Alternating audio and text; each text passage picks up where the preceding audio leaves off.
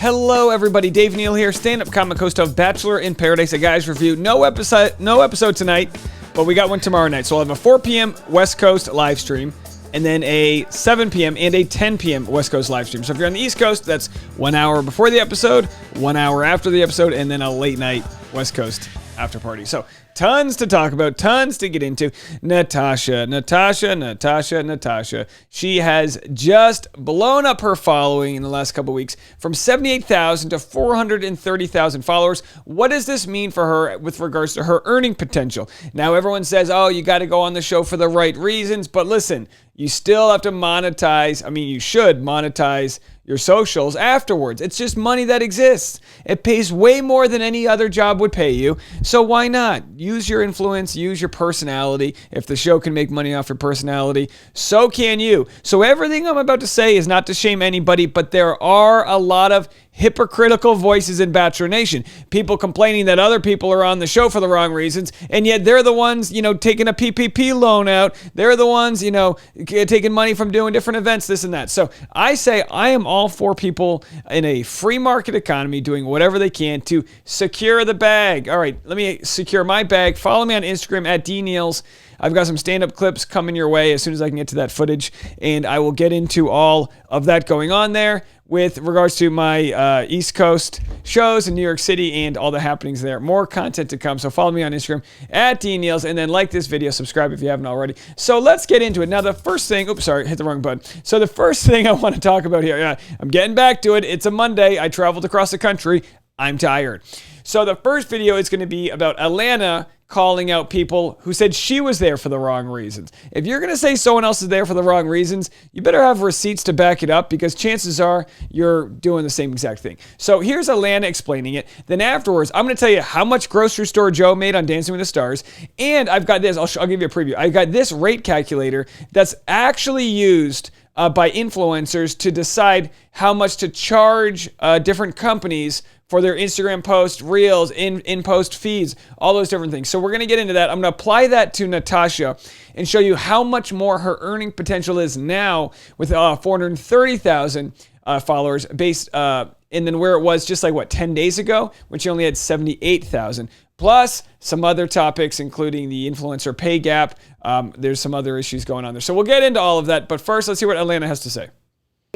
Jasenia at one point calls me out for, being there for the wrong reasons, not just having a plan, but for being getting the fame out of it. And, that just was so funny to me to hear, because it's sorry, Chris, but if I was in it for that, why would I go for Chris C, who went home? Yeah.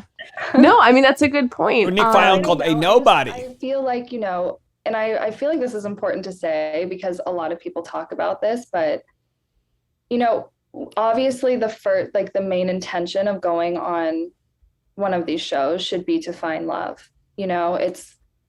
That's something we all want. We're all single people that are looking for our person, but it's kind of ridiculous to call people out for something that people themselves get benefits of, the exposure that, say, Joe and Riley and Jasenia get, they take, I don't know how to say this properly, but they get advantages from that. So in a very kind way, she's calling Joe a hypocrite. In a very kind way.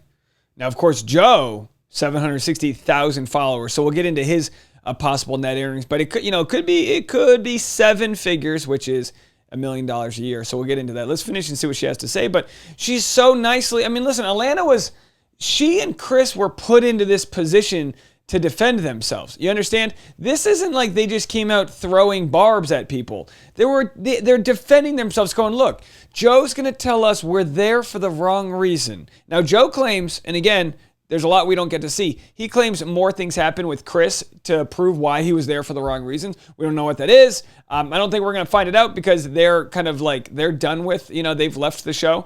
But it's a great point from Atlanta to go, are you kidding me? You have milked the teat of Bachelor Nation to the lactose intolerant audience here, where you've got Dancing with the Stars and this and that, and he's made millions off the show.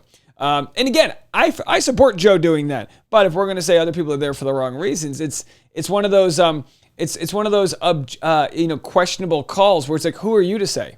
Say that to people who have never posted ads and aren't very active on social media are there for that reason, and use that as a negative thing to say when they themselves do that. I don't understand why that's a reason to talk poorly about people when they do it themselves.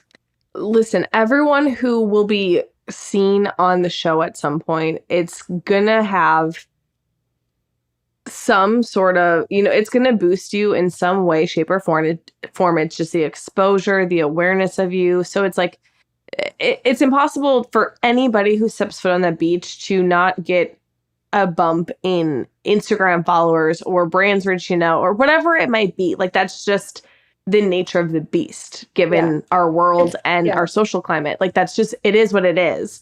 But yeah, it's just unfortunate to hear people like try and use that as a way to cut others down that are on the show when they take advantage of that, I guess is what I'm trying to say. I guess what she's trying to say is those who live in glass houses have better lighting for their Instagram photos. I think that's what she was trying to say. All right, folks. So anyway, we got Joe. Here's Natasha. We're gonna use her as an example because obviously this is a sponsored post. I want to tell you guys about some of my favorite things from Coco Kind. Love it, right?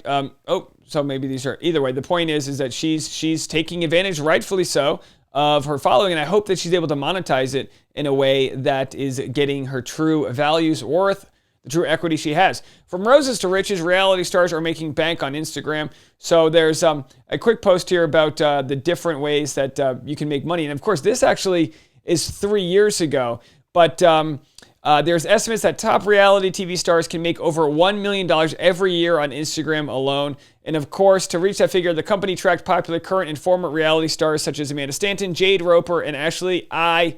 Again, this was 3 years ago. The earning potential is actually higher than it was during this article.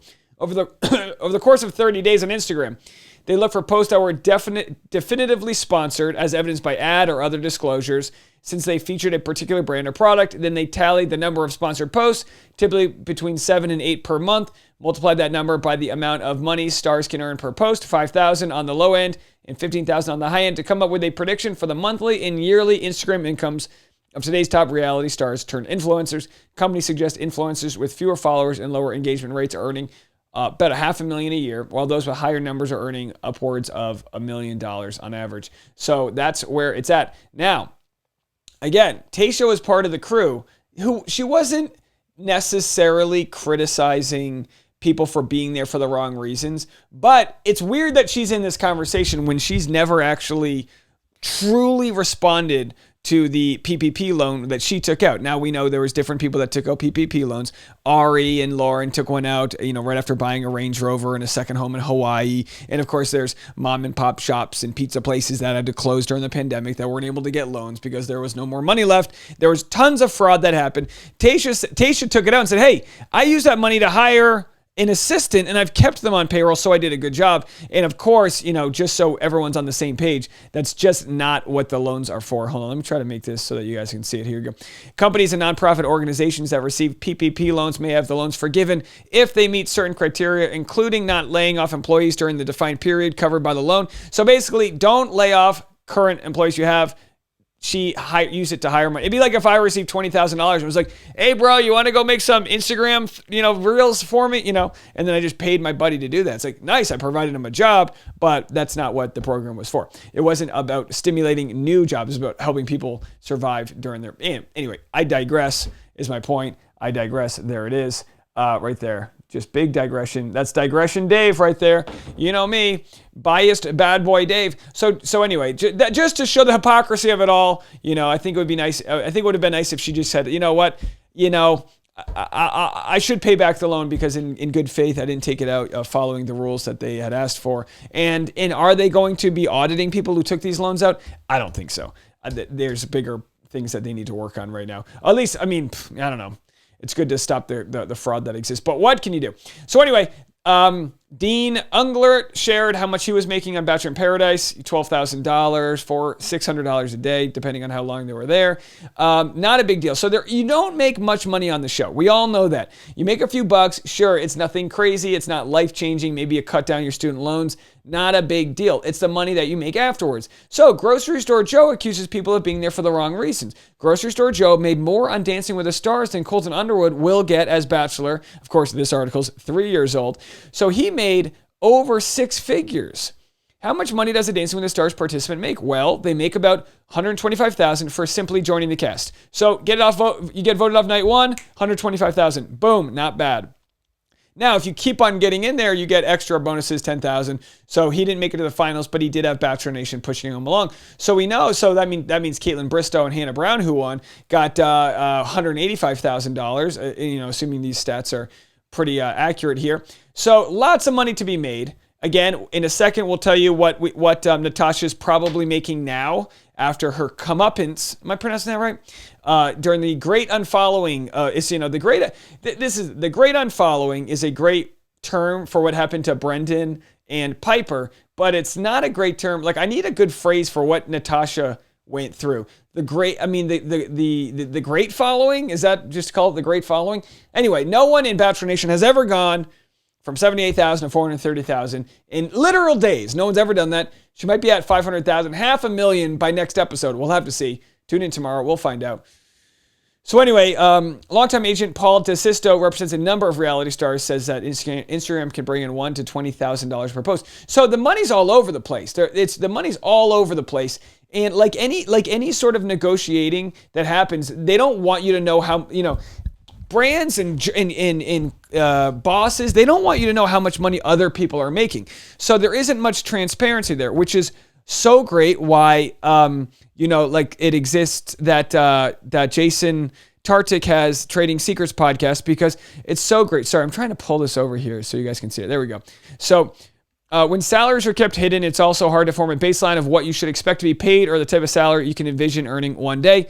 From my own experience, when a former manager suddenly announced her resignation, she was surprised that she got a $500,000 bonus. Yeah, you don't know how much some people are making out there. They're really cleaning up. But there it also talks about salary discrimination. Black women paid 38% less than white men and 21% less than white women. And they've showed the rates at which people have been paid on Instagram can vary greatly. So let me see if I can find, all the stupid ads on here. So there was some transparency issues. So Influencer Pay Gap is an Instagram account where people will anonymously post their following size and how much brands are offering them. This is like the only way for people in today's world to kind of gauge how much they're making. So it says, please keep anonymous. Black woman, 14.5K on Instagram, 5% engagement rate. Beauty, lifestyle, major beauty brand with lash products. Asked for rate, quoted them 1,000. They offered 150. Counter offer, one static post for 250. No response. So there's this website. It's really, really fascinating. Influencer Pay Gap, to hear what different people are getting. White female artist, 93,000 Instagram followers, 18,000 on TikTok, paid $600. Now, you can go through these all day long and see that like some people are making quite a lot. This person right here, white female, 35,000 followers, which is relatively small, 10% engagement, which is high. I get horribly insulting offers all the time, but my highest paying deal was $20,000 for 4 original recipes with 4 Instagram posts and 8 stories. But they also said we get offers every day for a single jar of cherries. My fiance is a model and works in fashion, so she gets offered free clothes all the time. But it's like, who's willing to pay? What companies are willing to pay for me to promote your product? Because they're obviously paying on YouTube ads, they're paying on Hulu ads, TV, terrestrial TV, and all that. So if you know what you're worth, you can command a lot of money. So let's get into it.